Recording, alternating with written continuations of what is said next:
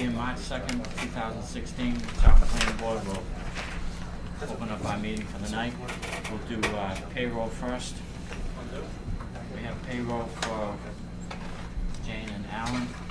It goes from 3/7/16, 3/12/16, 3/14, 3/19, 3/21, 3/26,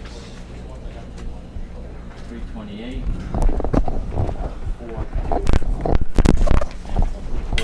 4/16, 4/9/16. Everything is included here for review. Do I have a motion to accept the payroll as read? Second.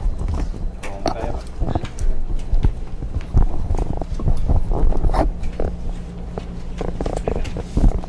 We got some planning board bills. We have a bill for cell phone use of $92.40. We have a conference, the annual CPTA conference for $60. We have mileage for Alan's car from 10/1/15 to 12/28/15. These would be for site visits. The mileage is on the last sheet. It's itemized every day, and the mileage per day. The total amount for these three invoices is $318.40. We have an invoice from Graves Engineering for $3,055. Yeah, it's not there. And another Graves Engineering invoice for $2,889.15. A total of $5,944.15. The invoices are included for your review. Do you have a motion to accept the four bills as read? So moved. Second. All in favor? Aye.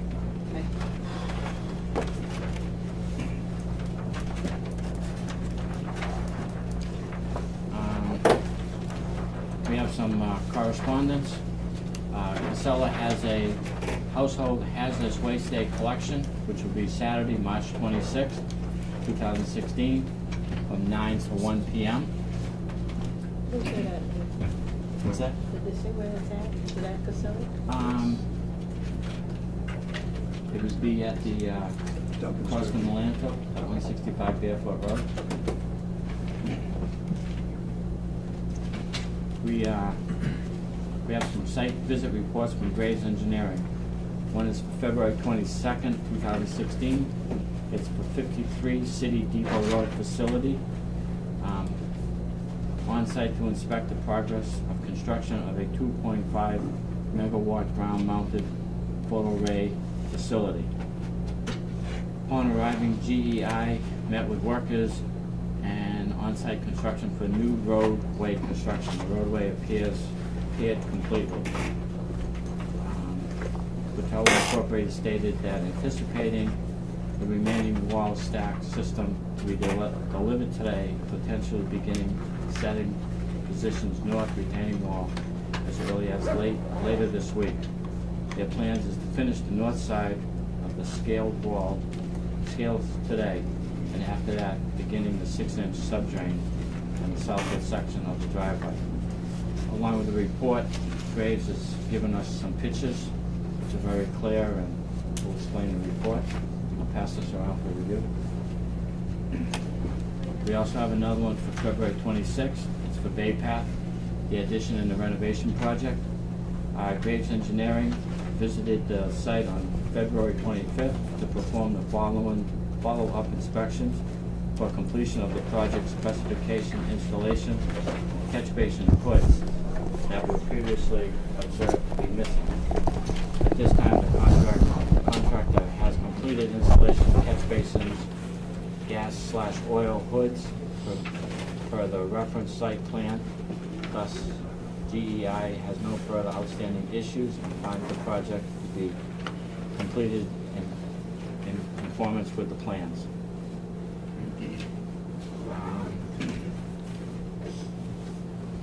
We have a letter from CMRPC. Enclose a certificate copy of the vote of the Central Mass Regional Planning Commission taken on January 14th, 2016. Commission meeting estimated the amount of money required to pay the cost of expenses of the district for the fields for the fiscal year of July 1st, 2016, June 30th, 2017. I hereby certify that the amount for estimate for the town of Charlton is $3,451.99 for the fiscal year of 2017.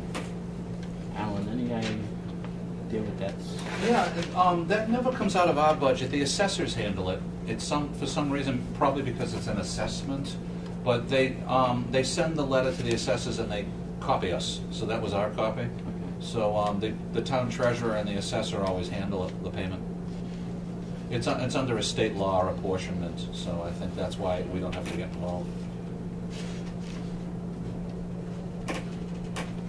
There was a pre-construction meeting with Graves Engineering in regards for Green Boy Landscaping. We have a letter here to Kurt Meskis. This would be giving them permission to start the building permit process. Yes, we had the site plan review pre-construction meeting, and then I forwarded a letter to Kurt telling him that satisfies the planning board site plan requirements, and they're applying to him, and they want to get out there as fast as possible to get the construction going. They're doing site prep work right now.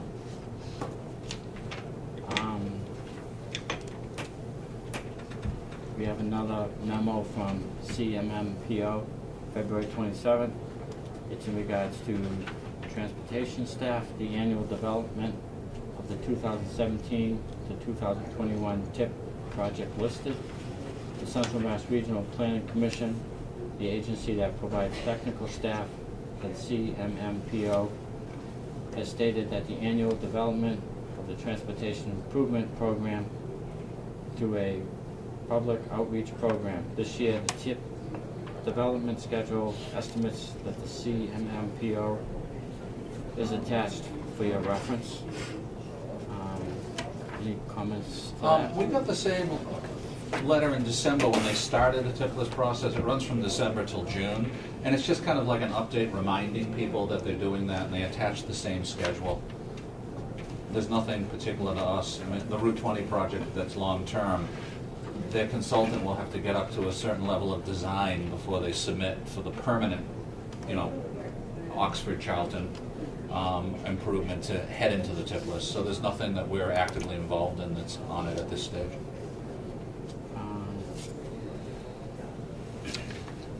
We have a letter from Town Administrator Robin Craver, dated February 22nd, 2016, stating that the selectman appointed planning board alternate member as Peter Boria there. And Town of Sturbridge Zoning Board of Appeals, a public hearing notice, special permit. The Zoning Board of Appeals will hold a public hearing on the application of Thai Orchard, 90 Charlton Street, Southbridge, Mass. The applicant is requesting a special permit to permit the authorization or expansion of a pre-existing non-conforming construction. The applicant is proposed to demolish a portion and reconstruct with addition to the existing building and improve a parking lot with use of 51 seats, restaurants, and one apartment. The property is located at 505 Main Street. It's basically correspondence from the surrounding towns. Not quite being 7:15. Is there anything you'd like to go through, Alan, or wait? Yes, Mr. Chairman, we could spend 5 minutes and do the Ponican item, which is, I've got some handouts for the board. As we've talked every meeting lately, and it's a very positive thing, you really have to give Hometown Bank credit for the amount of funding they've committed when they foreclosed on the large Ponican subdivision to rip up the failed road and infrastructure for Phase 3 going up the hill and completely rebuilding it. And so at your last meeting, you received 3 Graves review reports, and I think it's wise to give every member a copy of this because it's something that is very comprehensive and it's a good model for the future. I want to give you the latest 2 reports and point out a few things. One of them is dated February 18th from Mike Andrade, 4 in this direction, and then I'll give Pete for Pete and Ross. And Mike takes good photos, which are attached to it. They're putting in a 12-inch subdrain and drainage structures that Burton Engineering had designed. Perro Construction is the field contractor. And every few days, someone from Graves is contacted by them to go out and do another section of review. But if you look under comments on page 1, what's also going on now as of the February 18th inspection is on lots 4 through 7, they're building the earthen berm in the back. And to refresh your memory, it's about a 58-lot subdivision, and when we did the review years ago, noise analysis showed that for 4 of the lots up against the pike, it exceeded federal and state EPA, and so they designed an earthen berm. And if you flip to the 3rd and final page, the photo number 2 at the top shows on lot 4 how they're building the berm, and they've already put some arborvitae at the top. You know, and what we'll do is we'll have our noise consultant, when they request it in the next building season, test it. And so far so good. Everything's looking good. The other thing that's happening is, if you remember, this board met at least half a dozen times with Mike DeMasi, one of the residents in there, about a drainage problem on his site, and he was willing to give them an easement to solve part of his drainage problem and part of the road. So photo number 3 is a photo of Mike's property with the lot next to it and a dashed line showing how they're putting a subdrain in that will work for everybody. So everything's working very well, again, right there. And then the second report I'll hand out is 5 days later, dated February 23rd. Nothing different, just that they've gone even farther on the subdrain work with some more photos. Thank you. And if you flip the page, you see they're installing 2 drop inlets. And you can see the amount of work and the length of it is amazing. Page 2, the photo 2 on page 3, gives you a view from the top of the hill down, and you can see how long that section of subdivision road is that was completely ripped up, completely disposed of, new subsurface, new drainage, everything. It was just catastrophic what had happened under the previous owner, and then the bank realized, you know, by stepping in and becoming the developer itself, this can work out in the long run. But you really have to give Mike Mallard and Hometown Bank a lot of credit. So we'll continue to get reports every few days as they go through this phase and provide it to the board. If you want to take a ride out and take a look at it yourself, I think you'll be pretty impressed. One other item, and then we'll be at 7:15 along the lines of subdivision. I had a meeting yesterday with somebody who works for Paul Gass, and Eleanor Lane is the subdivision that Paul bought the final phase 3 behind Kurt Meskis' house that had been David Gem's, and they're going to get going this month on that final phase of road work and pavement. And then as quickly as possible, because again, things are getting more active, they want to come into the planning board when they're at base coat and post a performance guarantee, so you'll release 3 lots and they'll get 3 house lots going. So again, things get busier and busier on the residential side again as we come out of winter. Thank you, Mr. Chairman.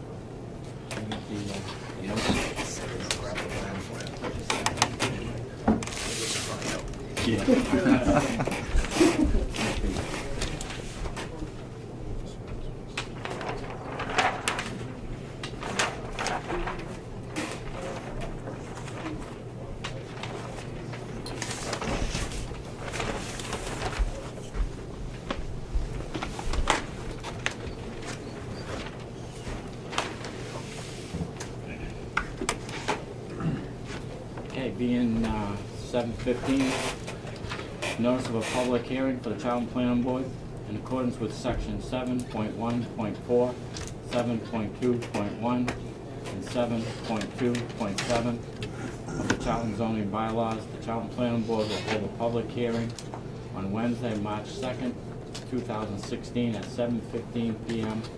in the Planning Board office at the George C. McKinstry Building, 37 Main Street, Charlton, Mass.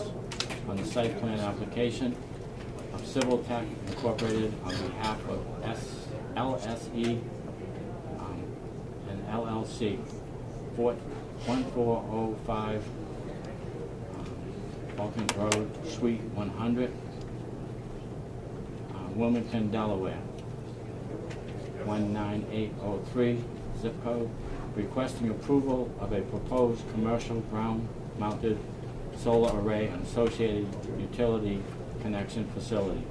The proposed consists of a 1.0 megawatt field array designed in two sections of a 0.5 megawatt each on approximately 3 acres of a total 66.646 acre site located off of Brookfield Road, Assessor Map 28, Block A, Parcel 8, and Assessor Map 16, Block A, Parcel 2. Said property is zoned agricultural. A copy of the site plan applications are available for inspection at the planning board office or the town clerk's office during regular business hours. Any person interested or wishing to be heard should appear at that time and place designated. Alan, if you start us off with Thank you, Mr. Chairman. I'll make the statement at the board's request that I make at the beginning of every hearing if you're new. This particular permit is an administrative site plan application under Charlton zoning bylaw and the State Zoning Act.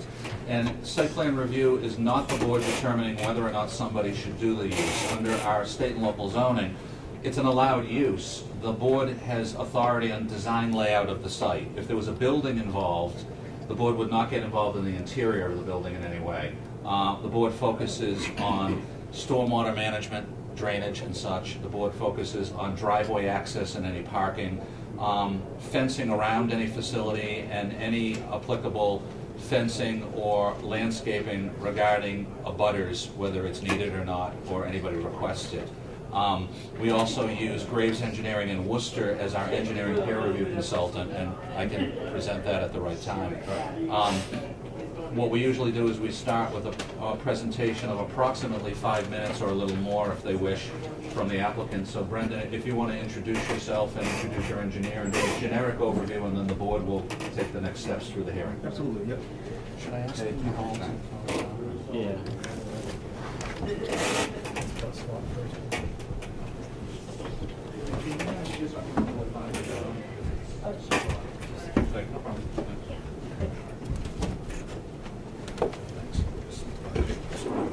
Great. Okay. Good evening, everybody. Again, for the record, Brendan Go, President 0 Point Development. On behalf of the proponent here, we're proposing a 0.5 megawatt solar farm, similar to others that we've had in front of you in the past. With me tonight is Stu Clark, the owner of Civil Tech Engineering. Stu was hired by myself to do the stormwater analysis, the layout, and the entire site plan application. As far as the design of the array is concerned, we're going to rely on Stu to walk us through that. Really, one thing that I just wanted to communicate, obviously, with the abutters, a few of the things that we'll talk about is screening. One of the things that we want to do as local developers is develop these community shared solar facilities as a benefit to the overall community. So if I were to stand up here and keep my back to you, that would make the board very unhappy, and that's not what we're looking to do. So we welcome and want your feedback, and that's one thing that we're hoping to gain out of this meeting, is to go through our overall intent and design of the array, which Stu's going to walk through in about 10 seconds, and to get your feedback and make this as seamless as possible. So with that being said, Stu, go. Okay. For the record, my name is Stuart Clark. I with Civil Tech Engineering, Incorporated. As the notice read, there's 2 5 megawatt systems, one on each side of Brookfield Road. We'll start with the one that's behind the bus lot. I don't know if the board is familiar with this area. There's a large pond here, and we're some 700-800 feet off the road. We're proposing to put about 2,100 panels in there, generate about 0.5 megawatt of power. It's a field now. It's usually used for hay, pumpkin patch. They use that for Pumpkin patch to the other side. The other bus side. Bus lot is open. This is just an open field here. Do they hay that? I believe so. Yeah, I think they hay it once in a while. We went out, did test pits yesterday at the detention pond locations. And the soils there were, as indicated on the soil logs, as fill. Basically, when they dug these ponds, they threw all that material up here. So it's all fill material. It's not very good material. It's a sea soil. Due to the topography, this is a large hill that comes up here to the bus lot. We're going to need to clear this area for shading purposes. We just intended to remove the trees, leave the stumps. The whole array will be on a post-driven or a ground screw system similar to Depot Hill, Curtis Hill. I think you guys are familiar with those. It'll be enclosed with an 8-foot fence in accordance with the town bylaws. It'll be accessed via a 14-foot wide access road that'll come off of Brookfield, and there'll be a 25-foot paved apron at the beginning so that any traffic here will not degrade the edge of that road. Alongside the gravel road, there will be a swale. This swale catches any water that comes down towards the road, and it's going to direct it to a culvert, which will take it over to a detention pond, where it'll be held and retarded and let out through a control structure at a controlled rate. The pre and post will equal, the pre-development and post-development conditions will equal the same rate. The whole area that we disturb here will be loamed and seeded. This area is already grass, but there's going to be a little bit of disturbance there with tractors and lulls and stuff moving up and down in there. The areas will just get smoothed over and reseeded. The utility tie-in on this one is going to come off the back of the property and up to the back of the bus lot. Then there's a line of existing poles here, so that we're proposing to put an easement in here and run the power up here, so you won't see it from the road. There's existing screening in this area, which hides the field fairly well. Then we have a second detention pond over here. This, if you split up this site, you can see the contours go like this. So you're going to have half the water going that way and half this way. So this collects the water from this side of the site. We are changing land use from a wooded area to less than a wooded area, so the curve number is going to change, so we're going to get additional runoff. And that's why we have to capture that here. Again, it'll have an outlet control structure with the V-notched weir, which is a variable area, so the higher the water gets, the more water goes out at a controlled rate. But again, the pre and post will be equal. We're proposed to enclose the whole down gradient side with a hay bale and silt fence, erosion control. Even though there's not going to be a lot of ground disturbance here, most of the ground disturbance will be the construction of these two basins and the construction of the road. These insets here are just blow-ups of these areas so that the review engineer can see these better. This is a revised plan. This blow-up is not on your plan set, but this is based on some of the comments I received from him. So he has not seen this one yet. Going across the road is another similar setup. Again, here's Brookfield Road. Here's the entrance to what we call ZP14. This one we call ZP13. This is incorrect. This is 43 centimeters. It's a large piece of land here. Again, another man-made dug pond over here.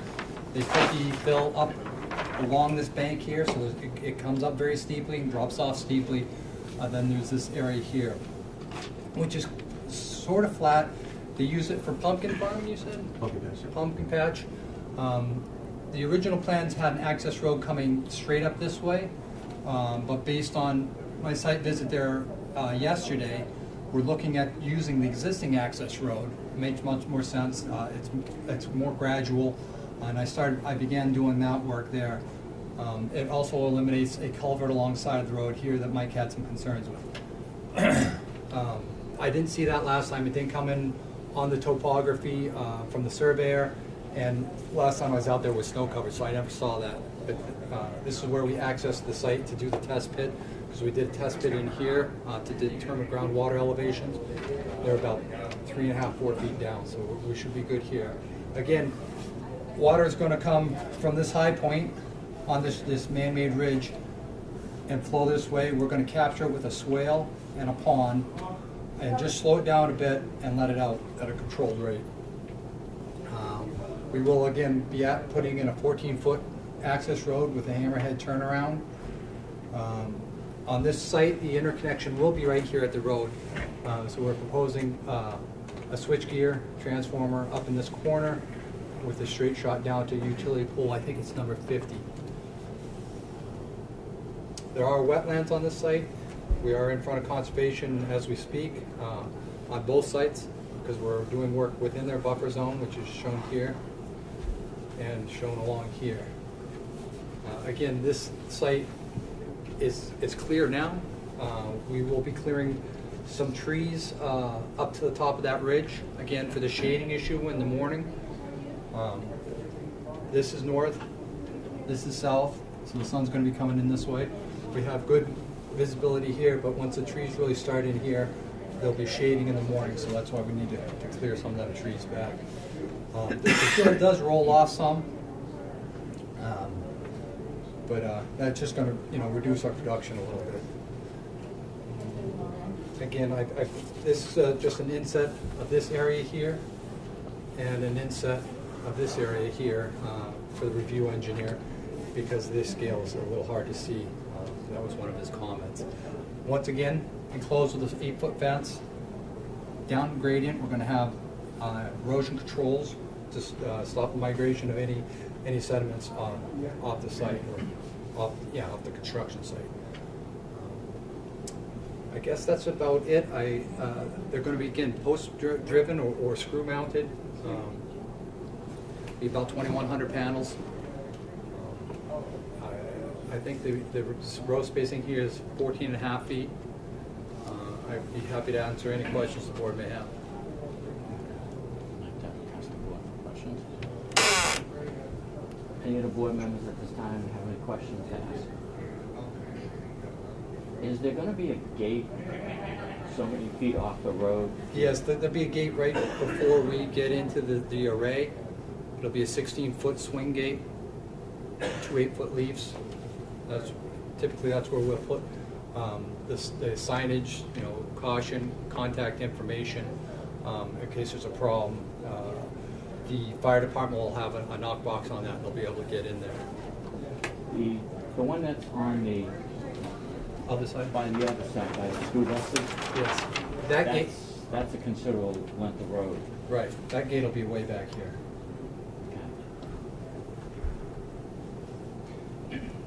Yeah, that's 600 feet, 700 feet of a road.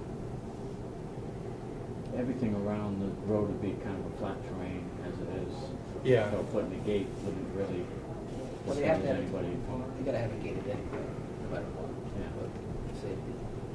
But I'm just saying, like from the road going in. Okay, yeah. Like 30 feet off the road. Oh, I see what you're saying. I mean, intruders going into people Correct. just doing their Is that your concern, that people do access this road? The board on other projects that the members are alluding to is often have a double gate system, one about okay. 30 to 40 feet in, that allows a truck to pull in, but then you hit a gate. Right. And then one up by the project as you I propose, see. and that avoids vandalism and teenagers. Oh, we'd be happy to do that. Also, We'd use a pole gate there instead of a Right. chain link. We wouldn't Right. want to run a chain link if people No. look at it. So I'll put that in. We were contemplating that with the landowner who does actively hay the area and would like to continue to hay the area. They can obviously go around the pole fence, but we move forward without it just for that reason. But if that's a concern, then we can go back and.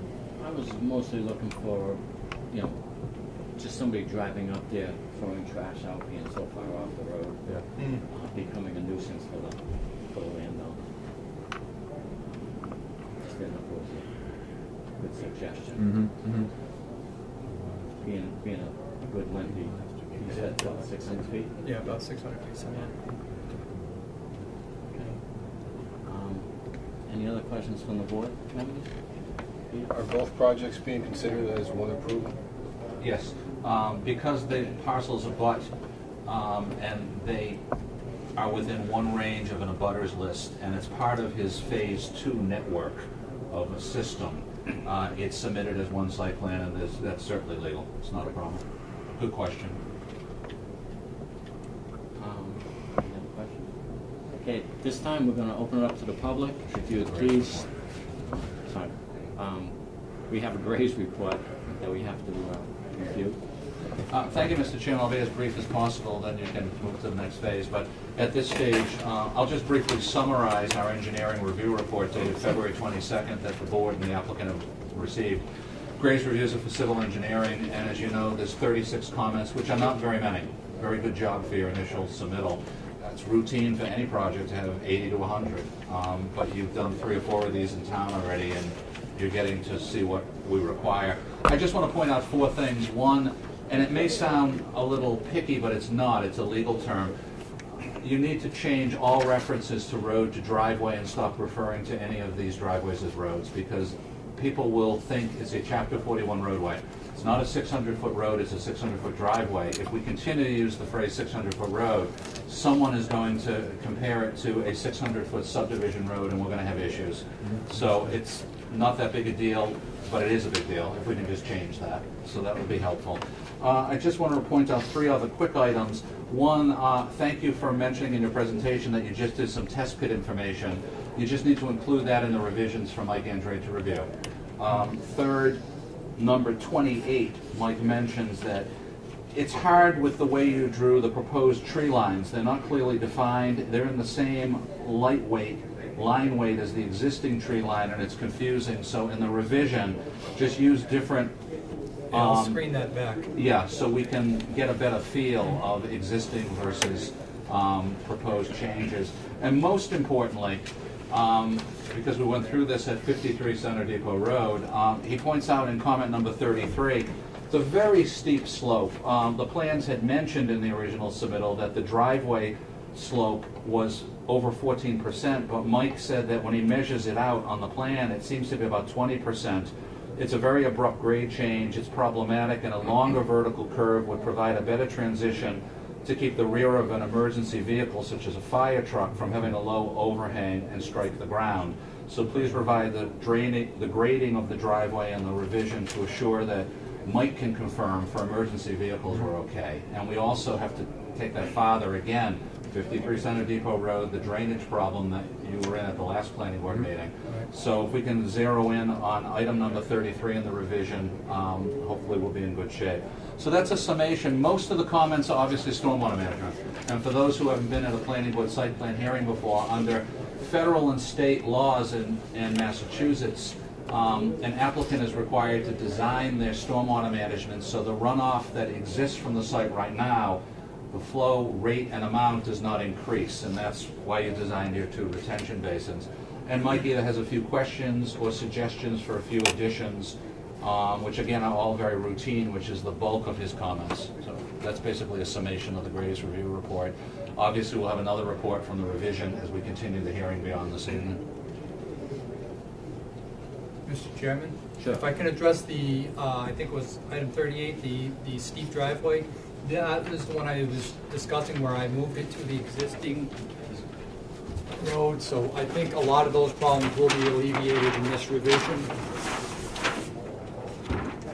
Because that driveway was coming straight up this steep slope here, and now we're gonna kind of parallel the slope, so I think it'll alleviate a lot of those Great. concerns. Thank you.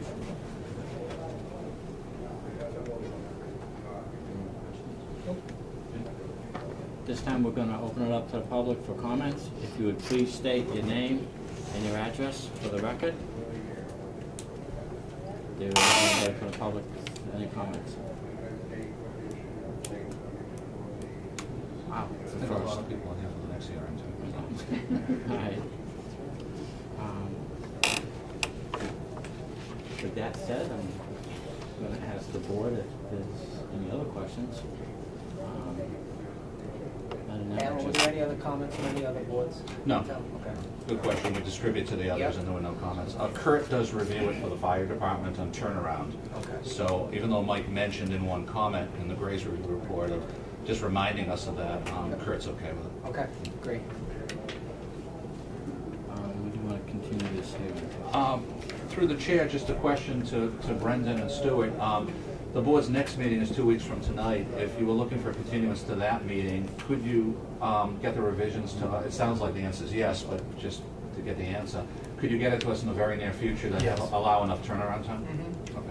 All the revisions are done, except for a couple on this one. I had a family emergency today, so I did not get them wrapped, and it wouldn't have been fair to Mike to review them in a Thank day. you. Yeah, if we could get 3 copies by the beginning of next week, we're in good shape, Mr. Chairman, to turn it around for the next meeting. That'd be what? Yes.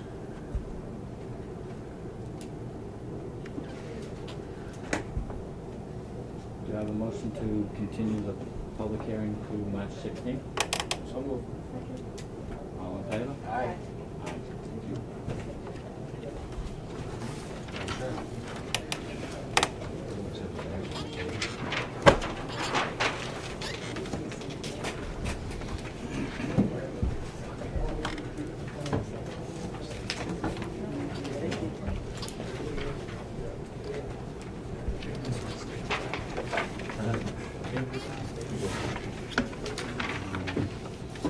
We're on 7:30, so you're good to go to open the next one. Grab the plan.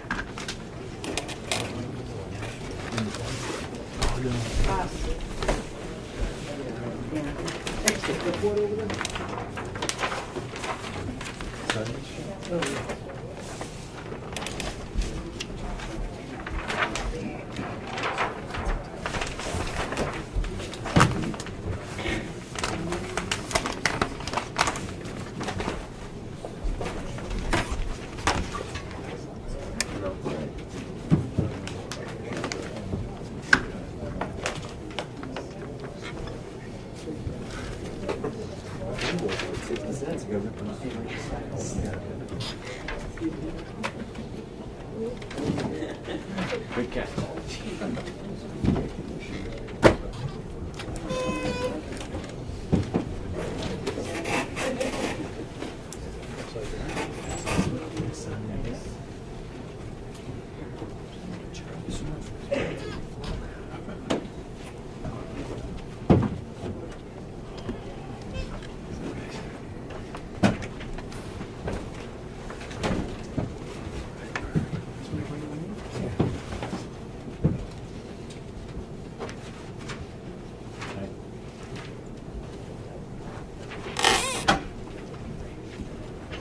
Again, we have a Charlton Planning Board public hearing, being 7:30. In accordance to section 7.1.4, 7.2.1, and 7.2.7 of the Charlton zoning bylaws, the Charlton Planning Board will hold a public hearing on Wednesday, March 2nd, 2016, at 7:30 p.m. in the Charlton Planning Board office of the George C. McKinstry Building, 37 Main Street, Charlton, Mass., on the site plan application of Civil Tech Incorporated on behalf of LSC Signet, LLC, 1405 Faulkner Road, Suite 100, Wilmington, Delaware, 19803, requesting approval of a proposed commercial ground-mounted solar array and associated utilities connection facility. The proposal consists of a 0.5 megawatt field array on approximately 3 acres of a total 18.96 acre site located easterly off of Center Depot Road on the property owned by Kevin and Elizabeth, Assessor Map 18, Block A, Parcel 18. Said property is zoned agricultural. A copy of the site plan application is available for inspection at the planning board office and the town clerk office during regular business hours. Any person interested or wishing to be heard shall appear at the time and place designated. Alan, if you'd walk us through it again. Thank you, Mr. Chairman. I'll give the same comment on behalf of the board that we stated at all the hearings.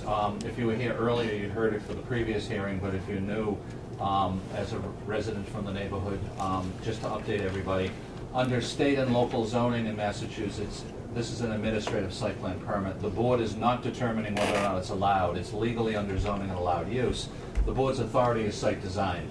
the board reviews with the assistance of our engineering consultant, Mike Andrade of Graves Engineering in Worcester, stormwater management. The board goes over driveway design and access, whether or not there's a need for any fencing around the facility and any fencing or landscape buffering with any abutters, and basically civil engineering type layouts. If there was a building involved, which there isn't, the board would not get involved in the interior of the building in any way. The board will not approve this evening. This will be continued beyond this evening. In a little while, I'll summarize our engineering consultant's review that is recommending some additions and revisions, mostly regarding stormwater management control. But that's basically the process of what this permit is legally, what it is and what it isn't.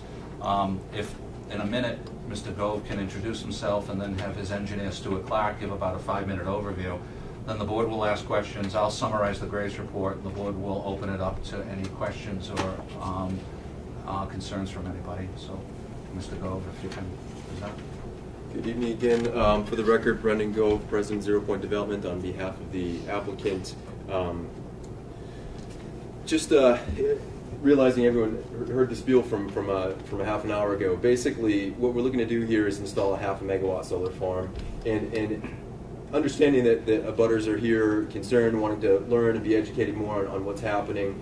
In large, the big picture, we've built 4 megawatt and larger solar farms in town here. So this is, just to give a perspective, this array is about 1/8 of the size of the largest project that we've built in town. So what we're looking to do is build, and you guys know the field well, a 2,100 panel solar farm. Again, we built 15,000 panel solar farms elsewhere in town on Mr. Martirosian's property. So just to give the board, and again, I realize we broke the #1 rule of not having a locus map for you, so I will have that for the next meeting. But if you're going south on Route 31, when you get to Ronnie's, rather than staying a right to stay on 31, if you stay straight onto City Depot Road, so you drive by Ronnie's is on your left, about a half a mile, 3/4 of a mile down south on Center Depot Road, on your left is the Martirosian property. So again, understanding that people are here wanting to understand more about what's happening. Common questions, frequently asked questions are, what does it look like, what does it smell like, what does it sound like, right? So from a hazardous material standpoint, the state of Massachusetts has done a tremendous amount of research into the hazardous materials of the array. So as far as the solar panels are concerned, there are electrical, fire safety, and structural tests that they must pass, the like of hail-resistant testing, so a softball size hail going 90 miles an hour. The solar panel must withstand 3 hits and still be able to operate without electrocuting somebody, right? Which is important because tornadoes and things do happen in this area. So from that standpoint, from a hazardous material standpoint, there are no other hazardous materials. From a safety standpoint, all the components have to conform with the NEC 2014 electrical code. I realize I'm talking quickly for the benefit of tonight's meeting, but I did bring some reading material, and I can stay as late afterwards if there's any other questions as well. Now, with respect to the installation of the array, so our crews install about 1,000 panels a day. This is a 2,100 panel system, so we're looking at a total installation in terms of installing the inverters, the racking, and the solar panels in less than 2 weeks. In terms of deliveries, we have less deliveries than a single family home, right? You guys are more familiar with building houses than I am, but we have 3 deliveries: solar panels, inverters, and racking. Versus a home, you've got your concrete trucks that come in for foundation, and all your framing, and roofing, and sheetrock, and all those things. So we've got a 2 to 6 week construction timeline overall. And one of the things, just to reiterate from the last meeting, is we want your feedback. We welcome your feedback. If there's things that we can do to make this as seamless as possible, that's what we're looking to gain from tonight's meeting. So that being said, I will sit down and let Stu talk more about the design. Good evening. For the record, Stuart Clark with Civil Tech. I'm going to flip it back one page because it gives kind of an overall view of the site from the road. Center Depot Road here, French Road down here. French Road. G French Road. down here. Wetlands, large wetlands here, there's about 18 acres. The Matarosians live in here, and they have this field where they pasture their horses sometimes. He hays it off once in a while to produce feed for his horses also. Small wetland up here, obviously a larger wetland down here. Our work is within the buffer zone of these wetlands, and this project is again in front of the Conservation Commission today. We propose to access the road along the existing driveway, which comes back and splits to serve these two houses. And if you continue out, he's got a little construction site here and a paddocks, a sand paddocks here with a kind of like a pole barn, but it has no sides, just has a roof on it. He keeps his old boat under there. We'll need to extend this road a little bit. Driveway. Driveway, sorry, my mistake. We need to extend this driveway a little bit, put in a hammerhead turnaround for emergency vehicles. By doing this, we're adding some impervious area, and to account for the impervious area, we have to, once again, put in a stormwater system to make sure the pre and post are equal. We did do a test bit at this site also yesterday. It's very rocky soils, soils, it matches what we expected to find out there. The field is grass right now. We intend to leave it grass. Again, there's going to be some minor disturbance from lulls and installation equipment. Those will be, smoothed over and seeded. It'll be enclosed with a 8-foot chain link fence. We're proposing plantings along this area here to screen it from the road and from these houses. We're proposing, one of Mike's comments was we didn't call out the species, but we're proposing some dwarf Alberta spruce, just because this is the south side, the sun's coming this way. We don't want these to grow up too rapidly and start shading the panels, but we want them to fill this way, to block from the road. The top of these, leaving the top of these panels is about 13 feet off the ground. They're not very high, so once these get up there, you're not going to be able to even see it from the road. That's about it. Oh, the interconnection.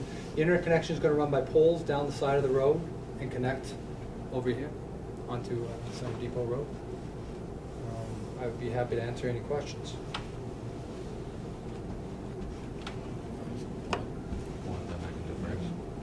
Board have any questions at this time? Yeah. What is this area here? Which is right up there, we have this, go back over to the, right up in there. This is the tree line. When you do drafting, and this is the problem I was having, and I think Mike Andre pointed out, is this is the existing tree line. And I took this. Stand back so we can see that, Yeah. please. 1 second. This is existing tree line, this. That's my yard. Looks like a revision area, yeah. It's supposed to be screened back so it doesn't jump out so much at you. Screening means that instead of, putting every dot in there, it puts like 25% of the dots. So it would look more like the gray lines in here instead of big black line. That's all that is. There is a wetland in that area. It trickles down through here. He's got a little pond, then it goes alongside the paddocks and into the wetland. Little question about where the property line is in regards to, I see the house lots go back, and then I see like there's a property line here. Yes, the property line runs almost tree to tree. Do you see those two trees there, sir? Correct. Yes. Yeah. So that would be the property line for these gentlemen here, right? That's the rear property line, yes. Presently, this is all forested area now? Yes, sir. Okay. And then these would be existing forestry areas? Yeah, there's an existing field up here, and there's a old stone wall along there, and there's some growth along that stone wall with a couple openings in it too. And these would be the retaining ponds over here? Yes, there'd be one small pond there. You can see it's not very big, maybe 4,000 square feet. In the bottom of the pond, we're proposing to put in a stone wick, so any water that accumulates will soak into the ground also.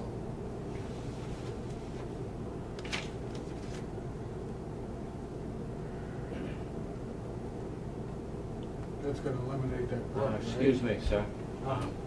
We're gonna wait for the Okay, public comment. all right, Thank you. all right.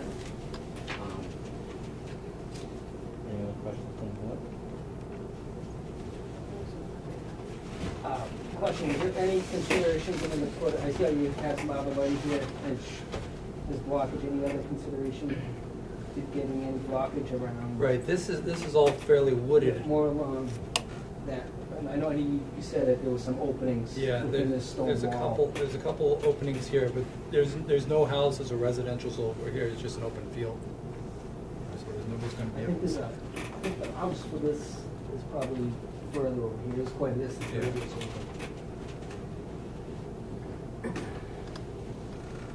We're not proposing to cut any trees along this project. What's there now is gonna stay.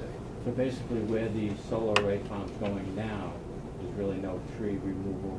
That's correct, sir.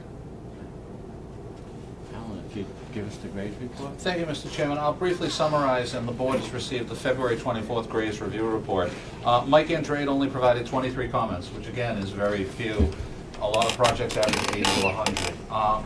18 or 19 of them are about stormwater management, either asking a few questions or suggesting a few changes in details or adjusting a few technical items on your stormwater management system with a detention basin. I just want to point out 5 items for the sake of the board's attention right now. Item number 4, while the previous project we looked at about a half an hour ago, Mike was pointing about steepness of driveway. Here he's pointing about steepness of the turnaround for the emergency vehicles at the end of the driveway, the hammerhead. The current proposed cross slope is about 10%, and Mike feels it should be flatter to accommodate fire department turning. So in your revision, if you can address that. Secondly, item 11, again, the test pits, which you told us, well, Mike commented last week, he was awaiting the test pit information. You did the test pit locations as you did with the other projects, so if you can include that in your revision, submittal. Number 18, same thing about just clarifying in the revision so it's easier for the board and Mike and anybody who looks at the plan to define between existing tree lines and anything that's being proposed for clearance. Item number 22, I'm just pointing out again, change all references from roadway to driveway. And item 23, just clarify whether the fence around the array itself is going to be 7 or 8 feet tall and whether the gate is going to be 12 or 16. There was conflicting notations on that. Other than that, I have had a few abutters come in. A few abutters thought it was the Peaceful Woods site, so I just clarified to everybody that it is a different property. It's not on the other side of G French Road, which is a proposed residential development that was approved about 6 years ago and hasn't been built to date. And also, a couple of abutters have spoken to me, and I'm sure they'll bring it up tonight, and it sounds very reasonable about some arborvitae and some landscaping, but I'll defer to let them bring that up and at the right point when the board takes comments and questions from the public. So again, if you can give us a revised set of plans by the beginning of next week for the continuance to the next board meeting, Graves could do a turnaround review. Thank you, Mr. Chairman. After reading the grades review, do you have any questions from the board? Okay, this time I'm going to open it up to the public. If you'd please state your name and your address for your comments. Okay, my name is Bob Blomberg. Yep. I live on G French Road. It'd be, yeah, down there. You said you're gonna make that collection, that pond, a wicking to draw all the water out? Right. So that's gonna dry that brook up, right? Which brook are you referring to, sir? The one that runs through this wetland? Yeah. No, it'll just leach into the groundwater. And this is about 5 or 6 feet above the wetland, so it's just gonna work its way through the groundwater. Instead of running overland, it's gonna run underground. The same amount of water will be coming off the site as it does today. All right. And coming up towards my house, there's no tree clearing or anything? There is no tree clearing on this project at all. What And he was talking about some arborvitae or something that might be included in that. Is that for Yeah, cover? we proposed to put them along here.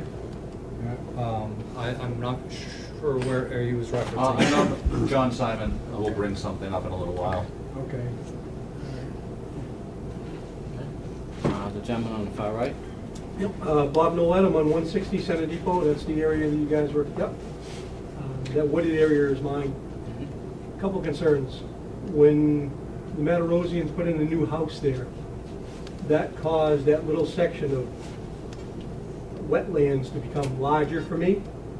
This one here? Yep, and now that you're gonna put in a turnaround there, I'm concerned that that's gonna make that even wetter. So is there something we can do about a pipe, something underneath there that's gonna get that water from that side We to are the other side? proposing to upgrade the pipe that goes under the driveway. Right now, it's kind of collapsed. Okay. And it's a little flimsy thing that he threw in there, but we're gonna put in, more robust pipe, so it should move that water along there, quicker. And then secondly, you said these panels are about 13 foot high? On the back side, yes, the north Unless side. that's accurate, so it's Because I look out my backyard right now, that's all I see is that field. So, so you're 2.5 feet on the front, and then 7, 8 inches on the back. Right, and that's if we use the RBI system. Yes. Okay. Yep. I was thinking these were gonna be the tables like with the TerraSmart system. Like a depot, yeah, it's a different system. Okay. Yep. Could you just clarify that again for Sure. the other people to hear? Sure, so with the dimensions of the tables of panels that we're looking at, so the tables will be 2.5 feet off the ground on the front side, right? So the panels are gonna be 2.5 feet off the Yeah. ground on the low side, 7 feet 8 inches on the high side. okay. So is it possible for me to get something across the back of that, so I don't need to? Along here? Yep. That's the back of my property right now, and I look out the back of that and see that. Sure, if it made sense, and I forget, Bob was your first name. Yep. We could walk the property and certainly look at it if there were Okay. open locations where you're looking out the back window, you can see right through it, then let's Yeah, walk it and for see sure. what we can do. Yeah, sure. Okay. One comment is there a possibility of weaving some type of lattice inside the chain link fence for aesthetic reasons? Sure. My look on my face was, we've got a project going up in Spencer where we are proposing to plant vine every 15 feet, and I can show you pictures of examples of what we're intending to do there.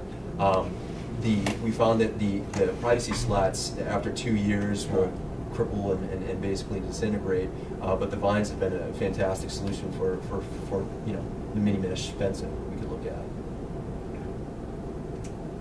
It's a new idea brought to the board. I kind of would like to see Sure. the project get done.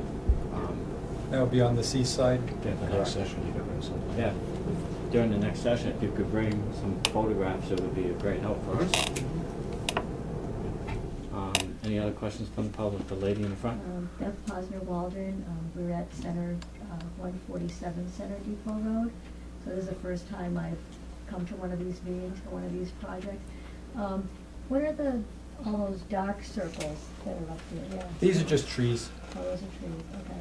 And, There, again, I don't have the screening proper on my pen settings for my AutoCAD, so that's why they jump right out at you. They're not proposed, they're existing now, and we're not adding or cutting yeah, trees. I'm glad to hear that. And, what was the other question I was gonna ask you? We had a letter from the Conservation Commission, and we hadn't contacted them. We were kind of thinking this was the same meeting. I'm just wondering, are there any concerns that the Conservation Commission has about these? Those are questions that we can't answer, but if the Conservation Board will have a public hearing, and if you would be interested in going to that meeting. So they you haven't could. had theirs yet? I'm not sure about that. I think they're having it tonight, aren't they? Skips right there, so. Mr. Chairman, Yes. we didn't have a quorum tonight, Do you know when it's continued to? 2 weeks. 2 weeks from this evening? So in 2 weeks, you could go to that public hearing, keep that date, and if you have any concerns about that. I will add, Mr. Chairman, that when the planning board receives any site plan application, we provide a copy of the Conservation Commission, and Todd Gerard, their agent, reviews it. If they had any concerns within the planning board's jurisdiction, we would have heard from them this evening. The fact that we didn't, they're only focusing on their own wetlands, and what they're doing doesn't affect what is being reviewed here in the way of design. So we do coordinate, we do work together. And the other question I have, I'm just curious, the energy that's generated from here, is that for the homeowner that owns the property? How does that work? So the array will generate enough electricity for about 70 typical, 2,500 square foot homes.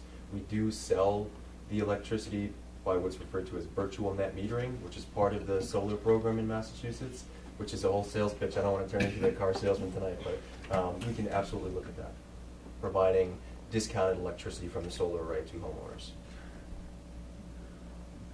It just doesn't mean that it doesn't mean that the person whose land is being used for it. No. It goes into the grid. Any other questions from the public? John Simons, 170 Center Depot Road. I own where you think there's two barways, but there's not. I have a couple questions. First one is, you've got 18.9 acres and you can't fit 3 inches of solar panels on it without going to conservation to change land? Well, if we do any work within 100 feet of there. So is that 3 acres all up on dry Yes, sir. land? Yes, You sir. sure? We had it all flagged. You can see the Okay. wetland flagging here. There's a small It just patch there. seems, and to along have to own 18.9 acres and the only 3 acres you own that are dry, you're gonna put a solar farm, and you gotta go to conservation to get it to go through. I just, whatever. Second thing is, my property abuts where the top is right there. There's not many trees there. When the leaves are gone, I'm gonna be looking at the back of that solar farm. And like anybody else, I've worked my whole life to have a house that I have. And I do not wanna look at the back of solar farms. So that vine system might be, Yeah, and Some I combination. really don't wanna see arborvitae's. right. 'cause I've they made get- a couple the calls. deers eat them, right? And I think there's other things that can be used that will do a much better job. Do you have what you brought in and showed me the other day? Do you still want that? Yeah, Yeah, do you have it? I got it all. We can have it and we can go over the details because it made sense. Yeah. Let's take a look at it for a moment. Make a copy and give it back. They might be interested in the same thing. He's proposing a road, Colorado blue spruce. He spoke to Bigelow Nurseries and they talked to him about size and off-centering and such. And it seemed pretty routine, but I told John to give it to us at the hearing so it can be, added in They're and not considered in the small, revision of like the tree. plan. There's not a lot of maintenance, you plant them, they're done, you plant them 16 feet apart. Yep. It's just much better to me than an arborvitae. No problem, John, and I appreciate you putting the work in there. So blue spruce and white pine, a staggered formation, so you Yeah. won't see through that, that's no problem. And then my other question for you is, which you can't answer, is in 5 years, if I decide I'm gonna retire and sell my property, what does this do to me? Give me an honest answer. I can answer that. Okay. Because it comes up, this is the 17th site plan review in Charlton for these. There is no confirmation in any manner in Massachusetts or anywhere that these are affecting real estate Okay. values, but it's a valid question. And for every one person that comes along for Mr. and Mrs. Smith's house when it goes up for sale who says, I don't want to live near one of these, I think I won't buy this house, there is another person who says it doesn't bother me. That's what the National Association of Realtors has found, that's what planners have found, that it isn't affecting value and it doesn't seem to affect the rate of sale or resale. Some people are fine right next to them and some people want to live somewhere else. So it doesn't depreciate your value in terms of assessment, in terms of valuation, and in terms of ability to sell. That's the answer we've been giving to everybody because that's what we've learned from planners, realtors, etc. I have a question for John there. Being this clump of tree line here, is this on Mr. Simon's property or is it on the It's solar? right on the property line. There's a stone wall there, right? Yeah, There's- stone wall. Yeah. So, maybe I'm overstepping something here, but if we were to decide to go with the trees that he's suggesting, being so close to the property line, would they be planted on his property or would they be planted on the solar pump's property? It could be something that could be negotiated. We could See, put it on the everything's solar. been cut over the years on the inside where that solar farm is going. There is not a tree left around there. Right. Everything is gone. That's why I was bringing So- that subject up of, I didn't know how close to that wall is the fence gonna be? Because really, I don't wanna look at a fence either. And that's why I was You know, asking that question. And is the fence gonna be silver, black, green, what color fence is going in? I mean, there's a bunch of questions, but Would you be entertaining some type of an idea like that? yeah, I'm open to talk. You know, my main thing is I just don't really, I'm looking at the back side of it, I'm gonna look at the bottom side of it. And yes, it's across the field, but still, it's, I mow that whole field, that's not a hay field, there's 9 acres of grass there that I mow. So, it's not like you're not gonna see it, you are gonna see it, It's gonna be there. you know?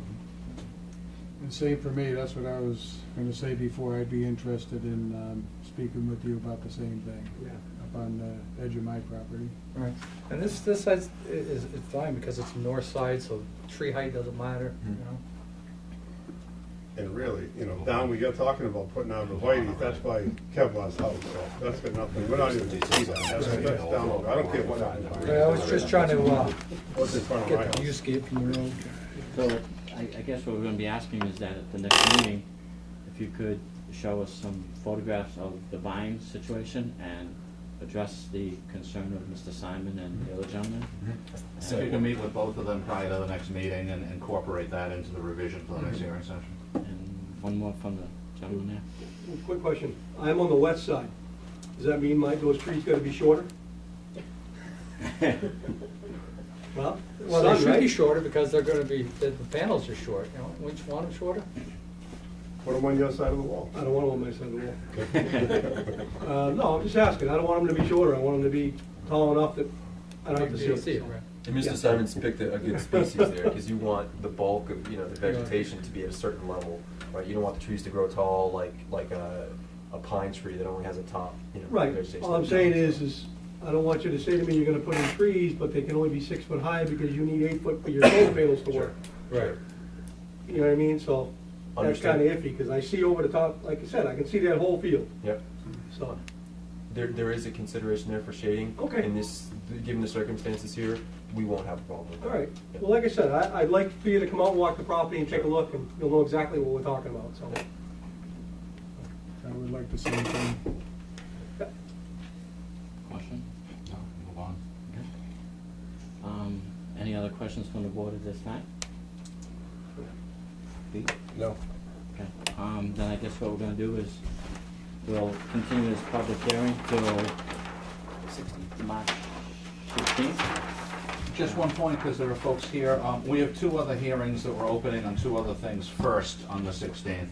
So I would say that I wouldn't consider this coming up before the board till about 7:45. We're not gonna get to it before then. It'll be either 3rd or 4th on the agenda. And that's the 16th. Yes. So do we have a motion to continue this public hearing till March 16th? Second. All in favor? Aye. You get some next time.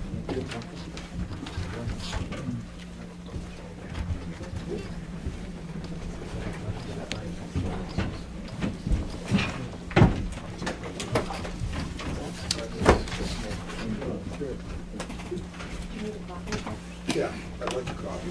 I'm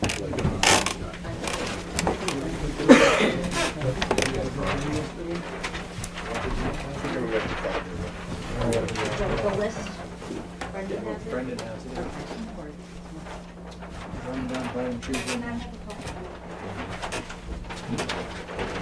Thank you. Thanks, guys. Is that the trees on the property? No, that was a good point. Then you're avoiding a problem in the future, you want to clarify it, you're right. Is it gonna be a little on both, one or the other? Yeah. Do you mind if the trees on your property point. between you? Yeah, that's a good point, you're right. Someone might say, I want them on my property, or someone might say, no, I'll keep them on yours, but I just don't want to see it. It's a very valid point. You're crazy. It comes up in a lot of subdivisions with trees along the street. Some people want them within the public right-of-way and say that way highway will take care of it. Others say, I want to own that tree, I want it on my lawn. We get that, we've had it in subdivisions here quite a bit. I want it to be on mine, because I want control. Right, but other people say, I want them to own it, so they'll take care of it, I won't have to spend the money. You get both points of view.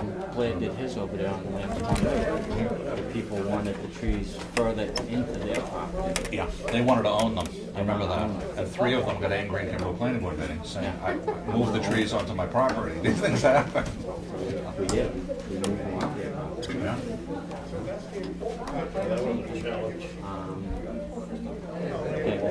Okay, what happened to Jane? She got lost. Maybe go photocopy those things. Okay. We're okay. This was cover for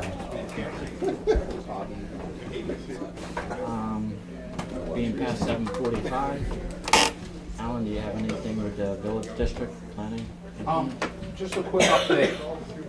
A couple things. Your zoning warrant article for the 2 changes in the village district, I scheduled the hearing for your first meeting in April 6th, so that's coming up.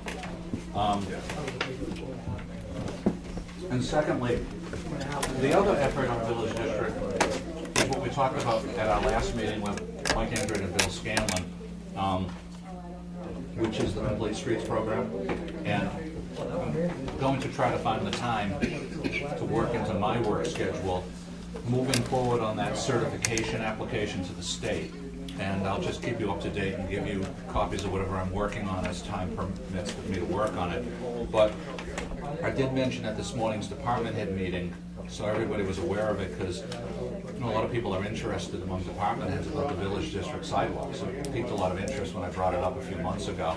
That the planning board at the last planning board meeting did submit to the selectmen and finance committee the request for the line item for the eventual design. And I emphasized that we're not asking for any money at this time. We're just asking to get the line in the item in the capital plan, and that we can document that to the state to show that there's a local commitment for design, that the capital plan incorporated it.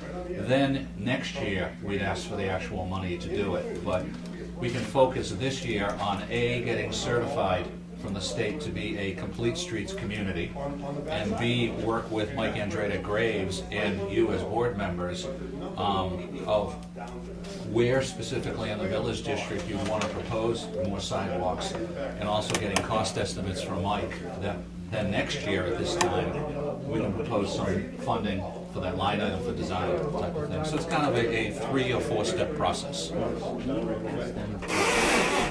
down a little bit. Yeah, clear the elevator. Yeah, into the elevator.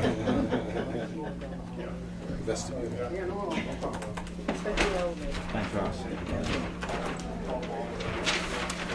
Sorry, Alan. No, it's okay. You were right. It was hard to hear you. I know, yeah. So in terms of our village district planning implementation, the third thing is I haven't gotten an answer back yet. This board, if you remember, around December, submitted a request to the Central Mass Regional Planning Commission to change the boundaries of the Village Center PDF. And to refresh, you weren't involved, there was a region-wide study a few years ago asking each planning board in each community in the Central Mass region to create priority development areas, and PDAs, I should say, not PDFs. And the village district was where we created a priority development area. But when they created it for us, they followed the historic district boundaries, which were very small. So out of our study, it was recommended in the study to expand it to the entire zoning boundary. And when you submitted that in December, Eric Smith told me that they would definitely approve it, but we haven't gotten the approval yet, so I'm pursuing that. I'd like to get it official, and it would help in terms of grant eligibility for the complete streets to show that we're in a PDA for wherever the sidewalks. I think it would make sense when the weather improves for us to take a look, where it makes sense from your perspective, probably pull in Jerry Foskett into the conversation, because obviously the sidewalks are public and in the public right-of-way, and work through spring, summer, the next season, I'll figure out where it makes sense, and then pull Mike Andrade in terms of cost. Some will be pretty cheap in terms of just simple to drop a sidewalk in. Others might need slopes or easements, how it all fits in with everything. So it's something we can just move forward when the weather improves and all work together on. We might during the day at some point want to walk around and start to brainstorm some of that. So that was it just in terms of village district. You want to get on to the housing planning project? Sure. Regarding the PATH project, we've got two of them. Regarding the PATH project that we met on last time with John LaFleche and Mike and John and Bill, our schedule's getting very heavy right now. We're going to have at least 4 hearings for every meeting for a little while between your zoning warrant articles and a lot of activity that's come to the board, including 2 large industrial projects on Route 20. So Bill had said he would be available from the end of March on for meeting number 2. I'd recommend we put it on the second meeting in April. I just don't see how we can do it the next 2 meetings, but our third meeting is, I believe, Wednesday, April 20th. And if we have them come back in that night, we're still on target for our overall schedule for the project. I think that would work for meeting 3, and then we have at least 1 more beyond that, if not a 4th one. So if you're comfortable with that, I can talk to Bill and Mike to pencil them in for Wednesday, the 20th of April. And the other project, it's just frustrating. It's now we see why there's not much affordable housing in Massachusetts. Our consultant rescheduled the meeting we were supposed to have yesterday and report to you today for the second time.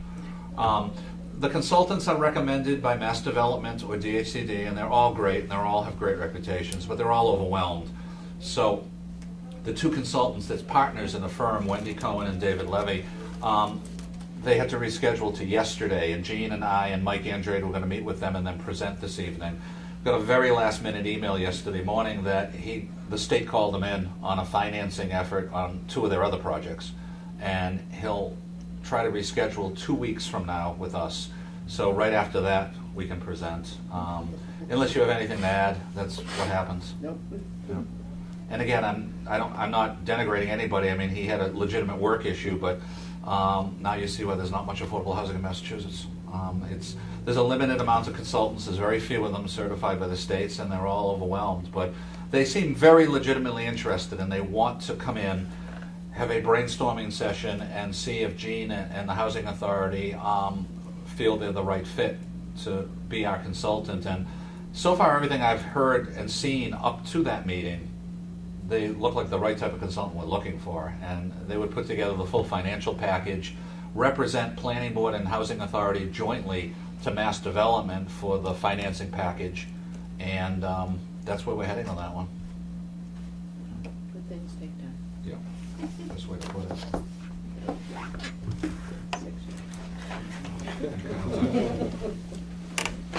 Welcome to Massachusetts.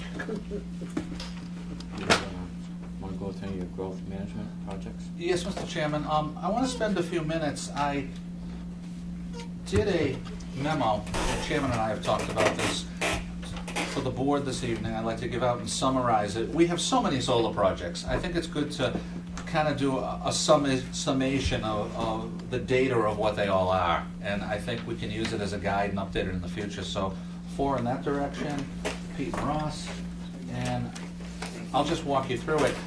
Jane had done a wonderful spreadsheet, which we gave you, I think, at the last meeting, last meeting. And we continue, Gesundheit, to use that type of spreadsheet. Gesundheit.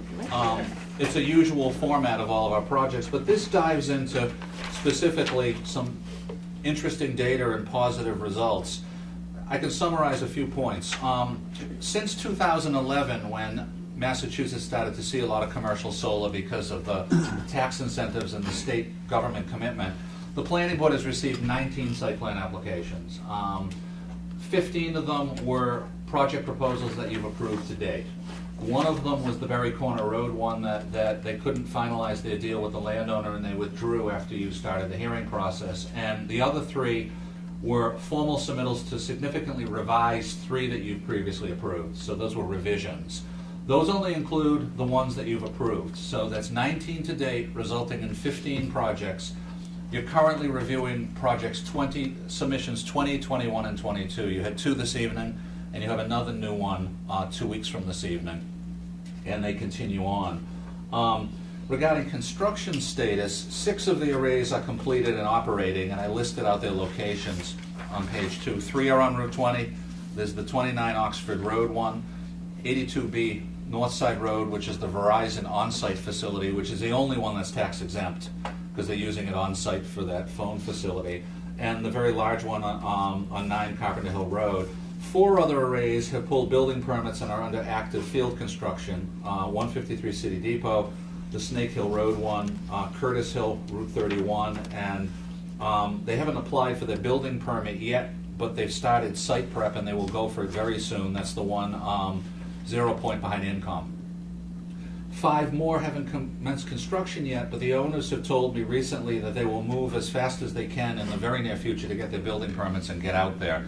That's the Griffin Road one, North Sturbridge Road, Nexamp at the corner of Route 20 and 18 Sampson Road, 44 Worcester Road, Route 20, and actually 3 of those 5 are moving forward. And the only one that's a little slow and we haven't heard anything lately is the Turner Road one from the Connecticut company. Tax revenue generation, I think it's important to understand the positive impact to this town's revenues and the situation. The 15 approved projects that are either completed or moving into construction and operation will generate a combined 33.91 megawatts of energy. And I met the other day with Debbie Ceccarini to crunch the numbers. For the infrastructure that a company puts in, 1 megawatts worth of electrical infrastructure under the current town tax rate results in an annual tax payment to the town of $13,780. So if you take away that 1 megawatt on Northside Road, because it's the Verizon tax exempt, you multiply 32.91 by that number, you come up with $453,499.80, slightly less than $500,000 in annual local tax revenue, no school impact, no anything. Now, that's not all coming in immediately right now, but 5 of them are up and running as such, and the rest are moving forward very quickly. So the flowage of construction for that is very steady and increasing periodically. And what you've approved so far, that's the number at the current tax rate the town will get, which is, I think, pretty significant. Mrs. Ceccarini informed me that she also calculates, site by site, a property valuation increase for the land parcel that which the solar arrays are situated on. I did not include that calculation or revenue result in what I just gave you. I'm strictly going by the infrastructure taxation and revenue resulting. I know she's dealing with that on a case-by-case basis, and at some point she'd have that information to share with people. So I think I can update this for you from time to time, but I think it makes it clear that I know people feel differently at times, one time or another, about different land use activities, but you're handling it wonderfully, in my opinion, in terms of planning, permitting, and site plan review. Kurt Gardner, the Director of Land Use Planning at the State Energy Office, has told me over and over again that the 3 examples he uses in workshops, and he did it last year when we were at Holy Cross at the statewide CPTC. I sat in the audience and he did it. He uses Charlton and 2 other communities, what you do for how you run a hearing, what your zoning bylaw is, and how you handle site plan and the conditions you write as samples to show other communities of how to properly plan for these. So that's the overview. You might want to share this with a cover letter from the board with other wings of government for information purposes, because I know the question comes up, how many are there, what do we get from them, what's the situation type of thing.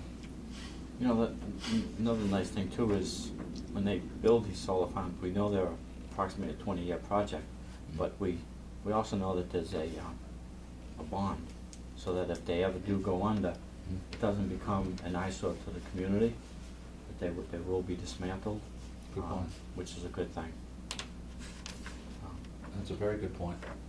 I didn't realize the other part of it were the property valuations are increased. I didn't know that till Pete and I had a conversation this past fall, so you know more about it than me, but apparently there is, yeah. I think it's been such a moving target over the last few years because this has come on so quickly and it's happened so fast that Debbie didn't have direction from DOR on how to do it. Okay. So now DOR has finally come out with some general guidelines on how to tax the panels and then how to tax the property the panels sit on. So So there's it's 2 two- different, it's a 2-step, like? Yes. It's just like your house. For both of it? Just like the piece of property you own for your house is assessed at a certain value. And then the your house house is is- assessed on okay. top of that. So, yeah, Is that something you thought about ahead of time? that's a different one. I can talk about that after. But, Okay. But Alan, I believe National Grid is kind of putting the stop to any future expansion as far as solar goes in our area. Well, what's happening is this, and actually I read an update today. I feel more positive about it than the way the media is presenting it. National Grid was not recommending for the state to increase the net metering cap, and Governor Baker is a strong supporter of solar. So both houses of our state legislature, the House of Representatives and the state Senate, each approved their own bill to support the governor's request, you know, with the opposition of the utility company, to increase it. But it's in a conference committee to resolve the two. I double-checked today. And the solar industry would like that conference committee to move forward as quickly as possible. The conference committee says we're moving as quickly as possible. But the bottom line is, Pete is correct that National Grid would prefer not to. But on the other hand, it's going to happen anyway, but we just don't have a date. Now, it's not slowing anything down right now, because the article I read today stated that given the pipeline with companies like tonight's company, everything that's in the pipeline with these companies comes under the previous cap. No one is being held up yet, but if it goes on too long, they might slow down their projects or halt them in the future because they don't have that tax package that makes it financially feasible. But my own feeling from what I read today is, you know, the conference committee is trying to work as fast as they can and move into phase 2 of this generation 2.0 of the state tax structure. But we've been frank, and I've said it publicly, I know we're on cable, that you know, the utility company, National Grid, is not a friend of this. We've had our own issues with the Snake Hill Road one that I had to call the chief legal counsel for the Public Utilities Commission.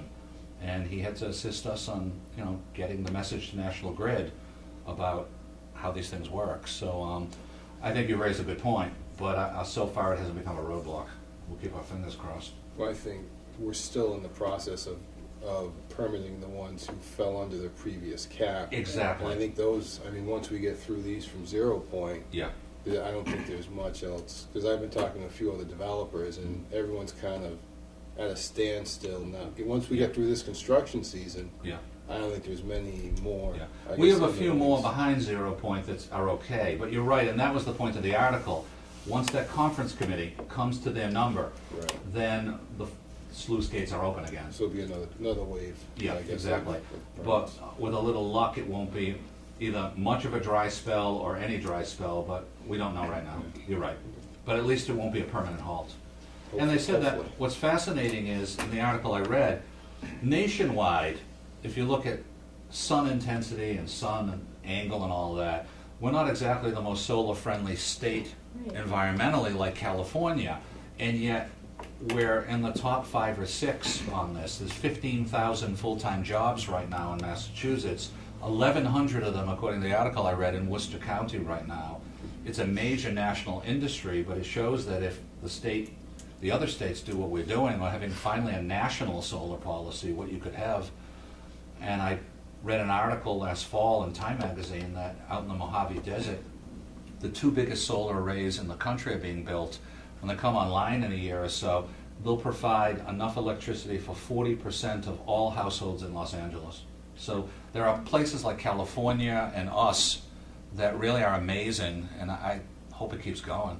You know, it's a win-win, I think, for everyone. Good information, though. People will, from the town, will randomly say, "Well, why do you approve?" You know, and you say, "Oh, by state law." But it's nice to say, "Oh, well, look at the revenue that's coming into the town, and it's without all the use of resources." So, it's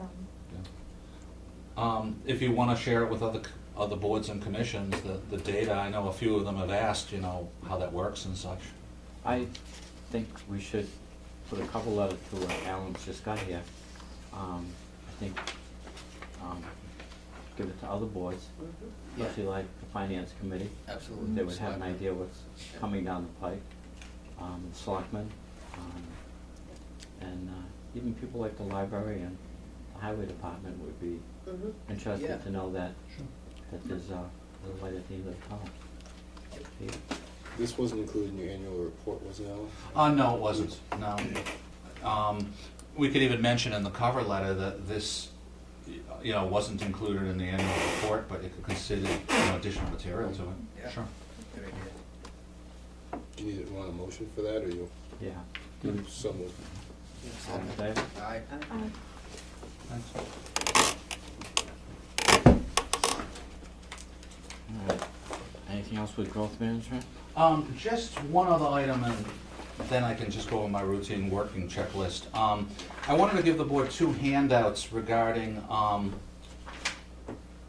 the status of stormwater management over on the Carpenter Hill Road, Nexam.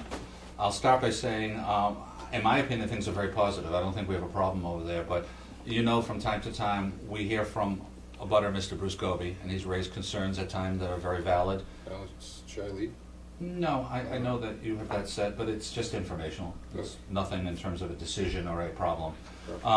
In January, as I mentioned at the time briefly, Bruce had emailed myself and Conservation and Mike Andrade and Nexamp's engineers about some concerns there. And in January, Nexamp looked into it, provided some information, and they bend over backwards. Even Mr. Goby will admit that they always respond and work well. So as background first, I just thought I'd give you Sean Harrington, the Nexamp engineers, responses and that email. But then Bruce came and saw myself with Todd Gerard a week ago, after he first went to Todd about concerns about, in the recent month or so, from rain and looking at standing water in a particular detention area and all. He was getting concerned again and seeing water coming out on his property and such. And granted, there is to some degree a pre-existing condition. His house does have a sump pump. There is some issues there that existed prior to the project. I suggested a working meeting, and Mike Andrade went at my request. And what Mike has done in this report I'm handing out is summarized the other day the situation. And what Mike is doing is he's confirming that everything is working fine, and that regarding our role in terms of proper design of the site plan stormwater management and our authority right now, we're complete. And I'll just quote a few things from Michael's February 26th report. The meeting was on February 23rd. The different parties of interest were present, from Todd Gerard to the Nexamp engineers and Mike at my request. They looked at the property line from Nexamp and the Goby abutting property, and Mike wrote, there was no observable evidence of surface flow from the project to the Goby property. Furthermore, there was no evidence of a high water mark within the lower ditch, which would have indicated any overflow. That's the stormwater management ditch on the Nexamp property. And it was holding a foot or so of standing water, which was routine.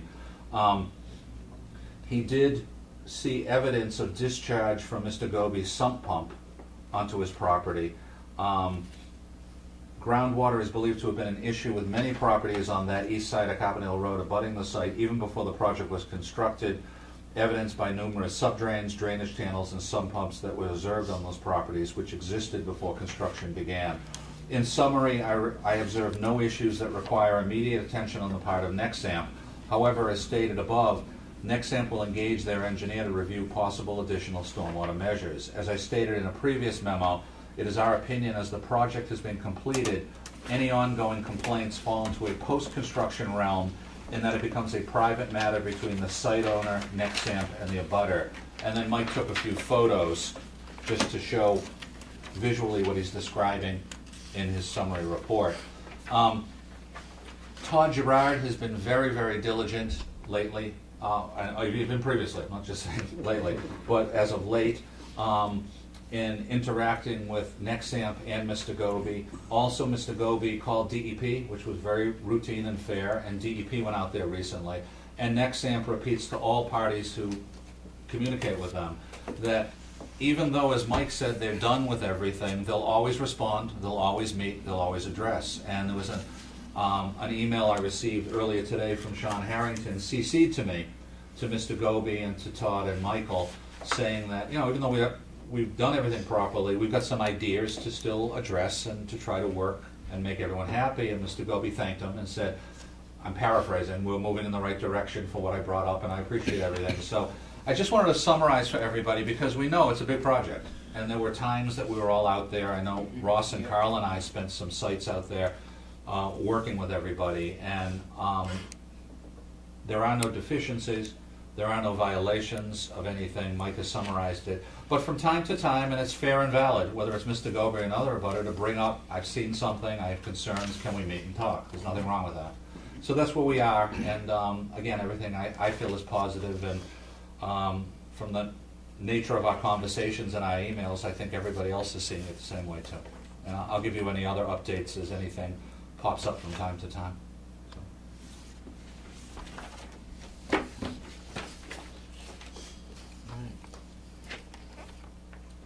questions for Alan on that? No. Pretty straightforward. Okay, you're welcome. Done with both man? No, it's just got my items.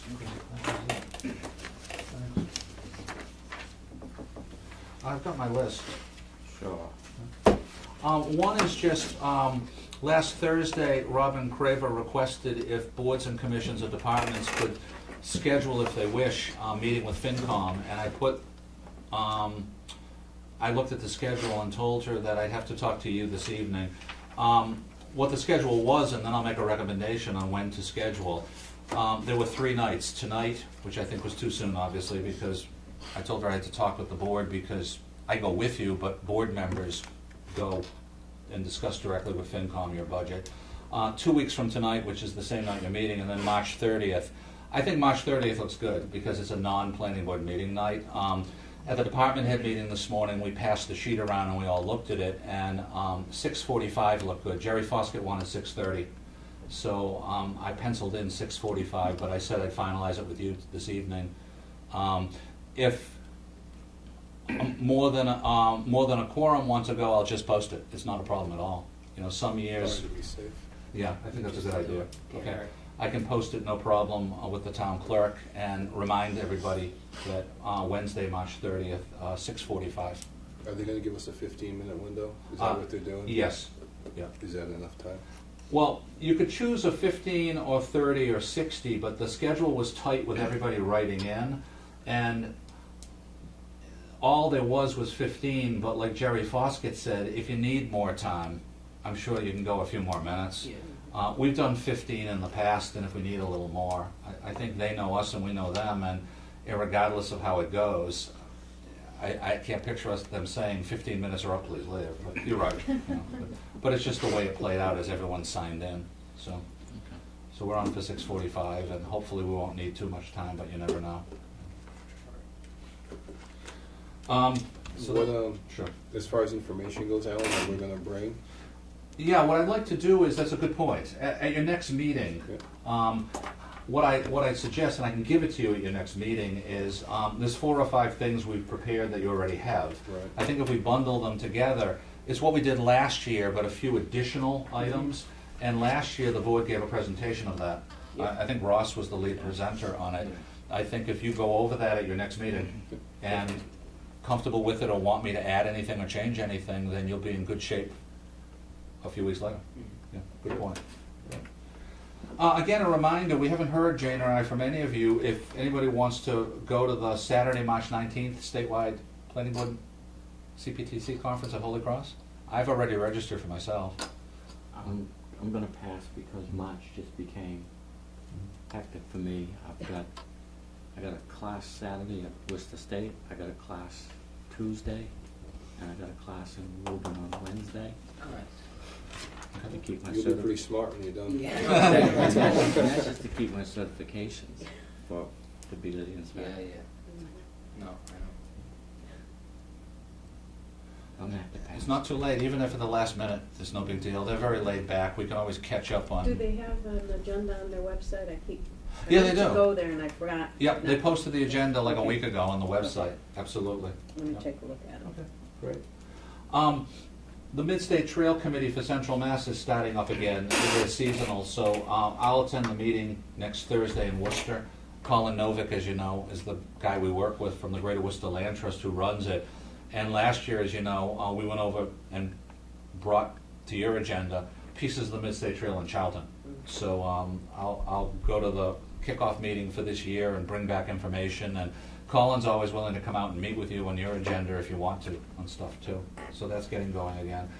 We're getting a little heavy, and just to let you know, it looks for at least a couple of meetings. We'll have 4 hearings.